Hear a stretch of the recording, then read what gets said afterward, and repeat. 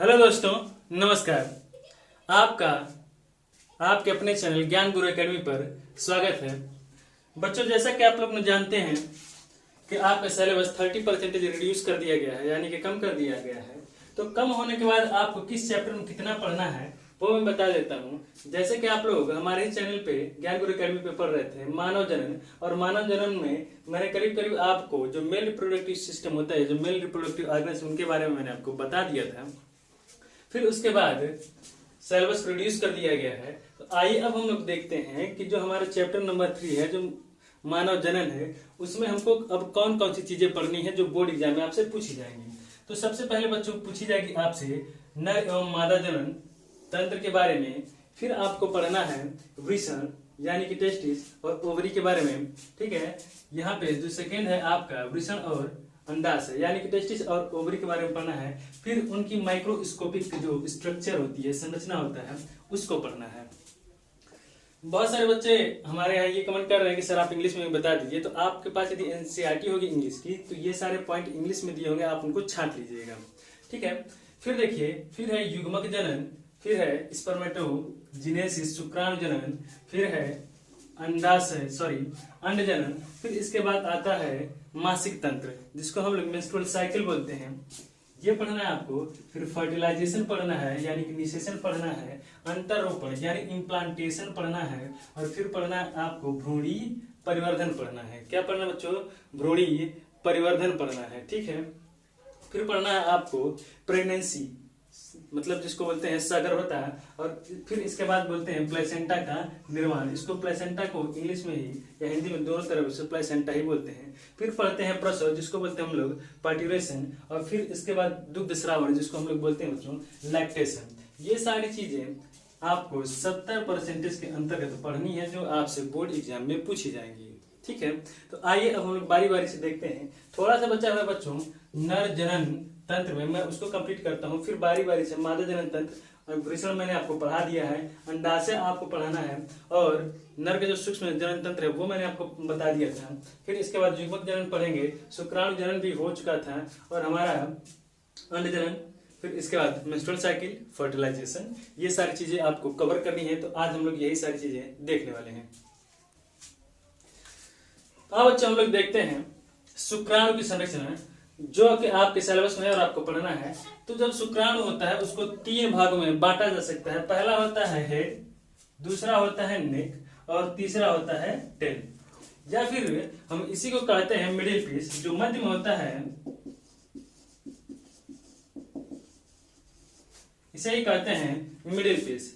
मतलब समझिए कि शुक्राणु है, शुक्राणु को बांटा गया है हेड, नेक और टेल, 3 भागों में बांटा जाता है। जबकि आपकी एनसीईआरटी कहती है कि इसको 4 भागों में बांटा जा सकता है। जो पहला पॉइंट होता है वो होता है हेड, जो दूसरा होता है, इसको भी ये लोग मान लेते हैं नेक, और फिर मिडिल पीस, जिसमें आपका माइटोकॉन्ड्रिया पाया जाता है, जो शुक्राणु के तैरने के लिए आप शुक्राणु को ऊर्जा देता है, इसको थर्ड मान लिया जाता है। और जो टेल होती है उसको चौथा भाग मान लिया जाता है।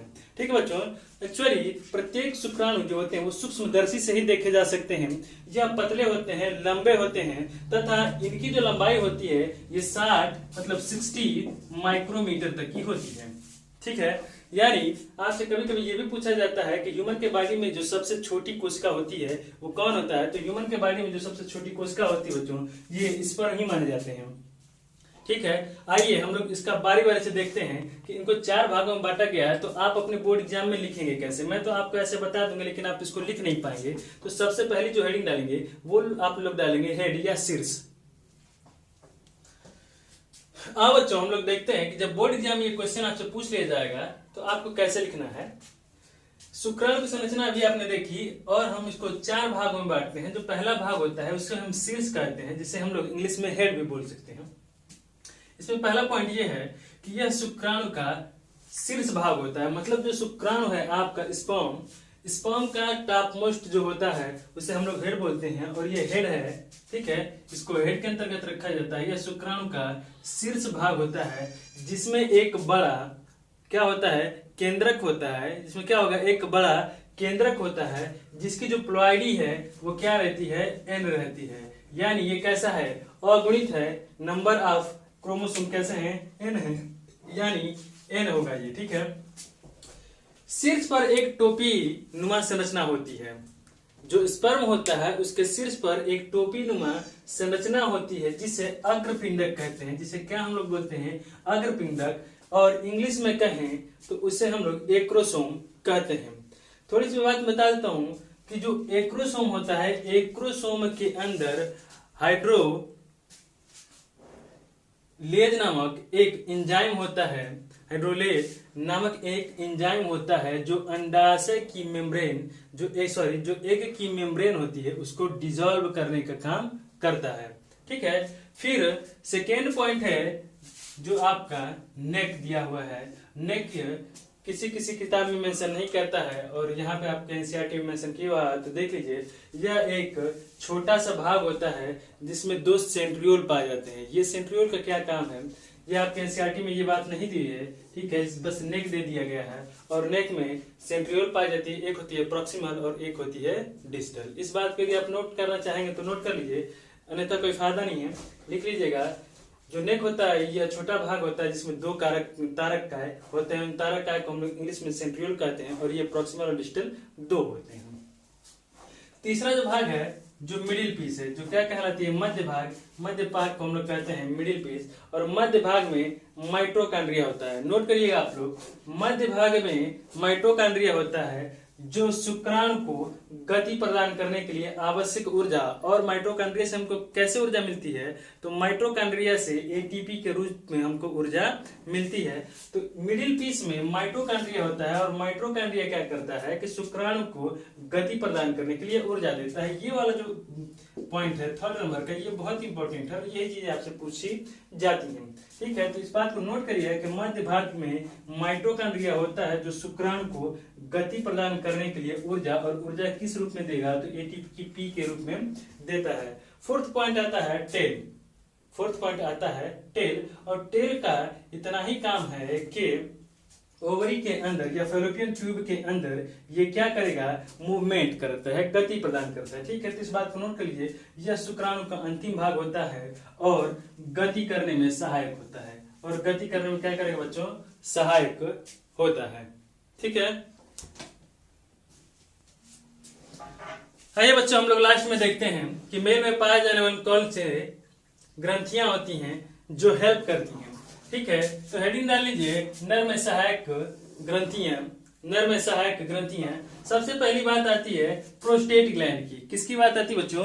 प्रोस्टेट ग्लैंड की। ठीक है, तो लिखिएगा प्रोस्टेट ग्लैंड में पहला पॉइंट कि यह ग्रंथियां मूत्र मार्ग का जो बेसल पार्ट होता है, जो आधारी भाग होता है, उसके चारों ओर स्थित एक बड़ी सघन ग्रंथियां होती हैं। प्रोस्टेट ग्लैंड कैसी होगी बच्चों?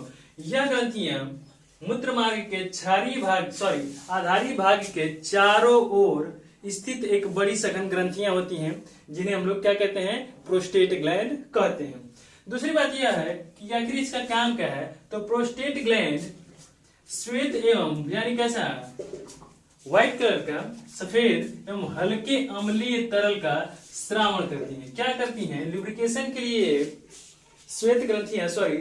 श्वेत और हल्के क्षारीय तरल का सिक्रीशन करती है, स्रावण करती है। फिर इसके बाद बात आती है बल्बोयूरेथ्रल ग्लैंड या कॉपर्स ग्लैंड की। ठीक है, जो आप लोगों से बहुत पूछी जाती है वो पूछी जाती है प्रोस्टेट ग्लैंड। मेल ग्लैंड में कौन ग्लैंड सबसे ज्यादा पूछी जाती है? प्रोस्टेट ग्लैंड पूछी जाती है। फिर इसके बाद पूछी जाती है बल्बोयूरेथ्रल ग्लैंड या कॉपर्स ग्लैंड। ठीक है, कॉपर्स ग्लैंड में देखिए यह प्रोस्टेट जो कॉपर्स ग्लैंड होती है वह प्रोस्टेट ग्लैंड के नीचे स्थित होती है। कहाँ स्थित होगी? प्रोस्टेट ग्लैंड के नीचे स्थित होती है और आकार जो होता है इसका एक जैसा होता है, यानी अंडाकार होता है। ठीक है, और इसका काम क्या है कि जो कॉपर्स ग्लैंड होती है या बल्बोयूरेथ्रल ग्लैंड होती हैं वो गाढ़े पारदर्शी एवं चिपचिपी क्षारीय द्रव का स्रावण करती हैं। क्या करती हैं बच्चों? क्षारीय द्रव का स्रावण करती हैं। ठीक है, आइए जो नर जनन तंत्र है वो लगभग समाप्त हो चुका है। अब हम लोग बढ़ते हैं मानव जन्म में स्त्री जनन की ओर। बच्चों सेकेंड जो पार्ट है जो हम लोग पढ़ने वाले हैं वो है मादा जनन तंत्र, यानी हम उसको बोलते हैं फीमेल रिप्रोडक्टिव सिस्टम। ठीक है, और फीमेल रिप्रोडक्टिव सिस्टम में होता क्या है वो मैं आपको थोड़ा सा बता देता हूं कि एक जोड़ी अंडाशय जिसको ओवरी बोलते हैं ये हमको पढ़ना है, ठीक है। एक जोड़ी अंडवाहिनी ओविडक्ट के बारे में हमको नहीं पढ़ना है। फिर है गर्भाशय जिसको बोलते हैं यूटेरस, फिर है योनि जिसको बोलते हैं वेजाइनम, फिर है भग जिसको बोलते हैं अल्वा, और फिर है 6 एक्सेसरी ग्लैंड। फीमेल में कौन कौन सी ग्लैंड होती हैं? तो होता क्या बच्चों कि एक जोड़ी बर्थोलिन ग्लैंड होती हैं जिनको हम लोग कहते हैं बर्थोलिन ग्लैंड, और एक जोड़ी स्तन ग्रंथियां होती हैं, ठीक है। तो आइए जो हमारा टॉपिक जो हमको पढ़ना है, हम पढ़ने जा रहे हैं बच्चों अंडाशय के बारे में। तो आप लोग अपने नोटबुक पे पहली हेडिंग डालेंगे अंडाशय। आइए बच्चों हम लोग देखते हैं फीमेल रिप्रोडक्टिव में अंडाशय, और अंडाशय को बच्चों कहते हैं ओवरी। ये आपके सिलेबस में है, और इसकी 5-6 जो इम्पोर्टेंट बातें हैं हम वो एनसीईआरटी से निकाल के लाए हैं आपके लिए। देखिए, जो ओवरी होती है ये मादा में एक जोड़ी होती है, और यह प्राइमरी ऑर्गन है। कैसे होता है बच्चों? प्राइमरी रिप्रोडक्टिव ऑर्गन होता है। यानी पहला पॉइंट आप लोग नोट करेंगे कि मादा में एक जोड़ी प्राथमिक जनन अंग होते हैं। कौन सी बात की जा रही है? तो बात की जा रही है ओवरी की। सेकेंड पॉइंट में आप लोग नोट करेंगे प्रत्येक